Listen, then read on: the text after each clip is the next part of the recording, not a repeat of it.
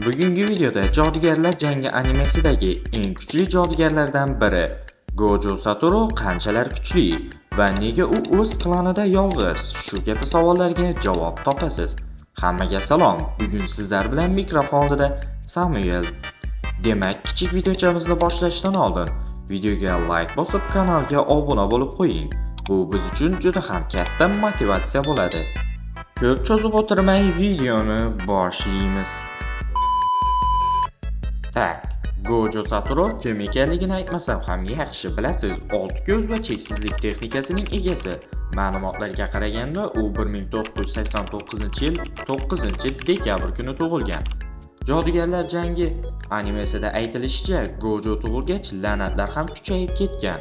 Sababi dunyo kuch balansini saqlashga harakat qilgan. Ya'ni Gojo tug'ilgandan keyin jodugarlar qaysidir darajada kuchayib ketgan. Shuning uchun la'natlar ham ko'p tug'ila boshlagan. Xo'sh, nega Gojo Satoru klanida yolg'iz? Bunga sabab uni klani limitlangan. Ya'ni klanda faqat bitta a'zo yashaydi. Agarda ikkinchi klan a'zosi tug'iladigan bo'lsa, birinchi klan a'zosi o'ladi.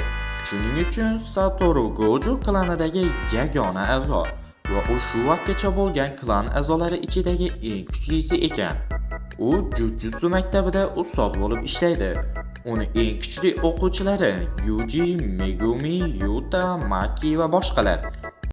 Shu joyda videoda biroz pauza qilamiz. Agarda siz animelar haqida so'nggi ma'lumotlarni bilishni xohlasangiz, sizga bizni Telegram kanalini tavsiya etamiz.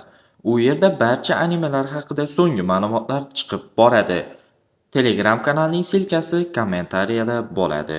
Endi esa videoni davom etamiz.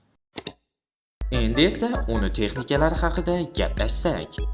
Birinchi texnika cheksizlik texnikasi. Bu orqali unga hech kim tega olmaydi. Ya'ni dushman unga zarba bermoqchi bo'lsa, go'yo u sekinlashgan yoki to'xtab qolgandek bo'ladi. Va Gojoni cheksizligini buzish yoki chetlab o'tish imkoni bormi degan savol paydo bo'lishi mumkin. Va albatta buni ham imkoni bor. Gojoni cheksizligini Tojining la'natlangan quroli, ya'ni fazoviy la'natlangan qadimgi kuchli qurollar orqali chetlab o'tish yoki buzish mumkin. Yana Sukunani olamni kesuvchi texnikasi bilan ham va katta ehtimol farishtani texnikalarini inkor qiluvchi texnikasi bilan ham Gojoni cheksizligini chetlab o'tsa bo'ladi. Yana Mahuraga ham cheksizlikka moslashib, uni inkor qilishi mumkin. Buni mangada ko'rsatishgan. Va Gojo kimgadir zarba berganda uni cheksizligi o'chadi. Zarba bermaganda esa cheksizlik ishlab turadi. Ikkinchi texnika olti ko'z texnikasi. Bu oddiy texnika emas. Bu texnika orqali Gojo Satoru la'nat energiyasini mikro darajada ko'ra oladi va qancha ko'p texnikalardan foydalansa ham la'nat energiyasi deyarli ketmaydi. Ya'ni la'nat energiyasi sarfi 0 ga teng bo'ladi. Uchinchi texnika havo rang. Bu texnika kuchli tortish effektini yaratadi. Ya'ni hamma narsani o'ziga tortadi. Bu texnikani mangada Sukunaga va animeda Tojiga qarshi ishlatgan. To'rtinchi texnika qizil havo rang texnikaning teskarisi. Bu dushmanni o'ziga tortmaydi. Aksincha, unga qattiq zarba berib, uni yo'q qiladi. Kuchli portlashga o'xshash effektni yaratadi. Bu texnikani ham Tojiga qarshi jangda ko'rsatishgan. Beshinchi texnika eng kuchli zarar yetkazadigan piragma, ya'ni siyoh rang. Bu ko'k va qizil texnikalarning kombinatsiyasi. Bu zarba yo'lidan chiqqan hamma narsani shunchaki yo'q qiladi, ya'ni vayron qiluvchi texnika. Buni animeda birinchi marotaba birinchi faslning 20-qismida ko'rsatishgan. Oltinchi texnika cheksiz bo'shliq. Gojoning hududi. Bu hudud dushmanning ongiga cheksiz ma'lumotlar yuklaydi. Natijada dushman harakatsiz qoladi va bu orqali Gojo bir necha soniya ichida jangga nuqta qo'yishi mumkin. Lekin hududda kamchilik bor. Agarda hudud ichida kimdir Gojoga teginib tursa, hudud unga ta'sir qilmaydi. Bu teskari la'nat texnikasi. Bu texnikaning asosiy vazifasi davolash va tiklash. Tana qismlarini tiklaydi, hatto ichki organlarni ham tuzatadi. Gojo esa hatto miyasini ham yangilab turadi. Gojo miyasini davolashiga sabab Gojo bir vaqtning o'zida olti ko'z texnikasi bilan juda ko'p ma'lumotlarni qayta ishlaydi. Cheksizlik texnikasi doimiy ravishda aktiv qilib turadi. ya'ni ishlatib, bu esa miya uzluksiz ishlashiga olib keladi. Jujutsu mantiqiga ko'ra, oddiy odamlar, ya'ni oddiy jodugarlar texnikalardan ko'p foydalansa, miya tez charchaydi, diqqat pasayadi, hatto hushdan ketish yoki miyaga zarar yetishi mumkin. Gojo esa bunday vaqtda teskari la'nat orqali miyasidagi charchoqni o'chiradi, zararlangan hujayralarni tiklaydi, o'zini doim tetik holatda ushlab turadi. Oxirgi texnika qora chaqmoq. Bu texnikadan foydalanish uchun odamga ajoyib tayming kerak. Agarda zarba berilganda 0.00000 A few moments later. 1 soniya ichida la'nat energiyasi ham urilsa, qora chaqmoqqa o'xshash effekt chiqadi. Bu narsa zarbani bir necha barobar kuchli qiladi. Fazo go'yo yirtilgandek ko'rinadi va bu maxsus texnika emas. Buni qilish juda ham qiyin, hamma ham qila olmaydi. Juda kamyobligiga yarasha juda kuchli texnika. Bu texnikadan Gojo faqatgina Sukunaga qarshi jangda manganing 232-sahifasida ishlatgan. Va bu Gojoning barcha texnikalari edi.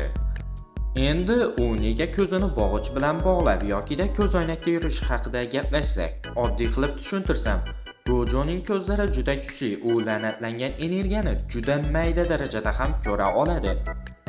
Bu qobiliyat doimiy ishlagani uchun uning miyasiga juda katta yuk tushadi, ya'ni u hamma narsani juda aniq ko'rib turishidan charchaydi, shuning uchun u ko'zini yopib yuradi. Bu unga miyasiga ortiqcha ma'lumotni kamaytiradi, energiyani tejaydi, diqqatni yaxshiroq jamlashga yordam beradi. Yana bir sabab ham bor. Gojo juda kuchli sehrgar bo'lgani uchun ko'zi ochiq bo'lsa, uning qobiliyatini boshqalar tezroq his qilib qo'yishi mumkin. Shuning uchun u ko'pincha yashirish uslubidan ham foydalanadi, ya'ni u o'zini boshqalardan yashiradi. Va men Gojo haqida ma'lumot qidirayotganimda bittasiga ko'zim tushdi. Bunda Gojo so'nggi 400 yil ichida birinchi marta ikkita ultra noyob kuchni bir vaqtda egallagan inson, ya'ni old ko'z va cheksizlik texnikalarini. Men bu bilan nima demoqchiman? Aslida klanda bu ikkita texnikalar alohida odamlarda bo'ladi.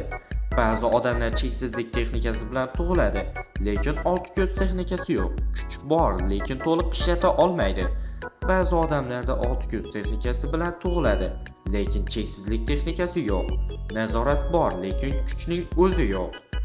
Ya'ni bittasida cheksizlik bo'lsa, old ko'z bo'lmaydi. Old ko'z bo'lsa cheksizlik. Lekin Gojo Satoru bu ikkita texnika bilan tug'ilgan birinchi klan a'zosi. Afsuski, Gojo Satoru manganing 236-bobida Sukuna tomonidan o'ldiriladi va manga davomida u qaytadimi yo'qmi deydiganlar uchun katta ehtimol u qaytmaydi. Ko'pchilik bilsa kerak. Yangi chiqqan jodugarlar jangi modulo mangasi haqida. O'sha mangadagi voqealar Sukuna yengilgandan 80 yil o'tib sodir bo'ladi. Va shundan xulosa qilsak, Gojo 80 yil ichida qaytmagan ekan, demak, qaytmaydi ham. Lekin Gojo klanida Satoruga o'xshash azob tug'ilishi mumkin, faqatgina 100 yilda bir marta, balki undan ham ko'p vaqtda. Ammo Gojo klaniga qarindosh klan bor. Bu Yuta Akotsuning klani, ya'ni ularning klani uzoq qarindosh, lekin Gojo klanidek kuchli klan emas. Va bugungi video shulardan iborat edi. Agarda videomiz siz uchun foydali bo'lgan bo'lsa, videoga like bosib, kanalga obuna bo'lishni esdan chiqarmang. Shu bilan hammangizga xayr.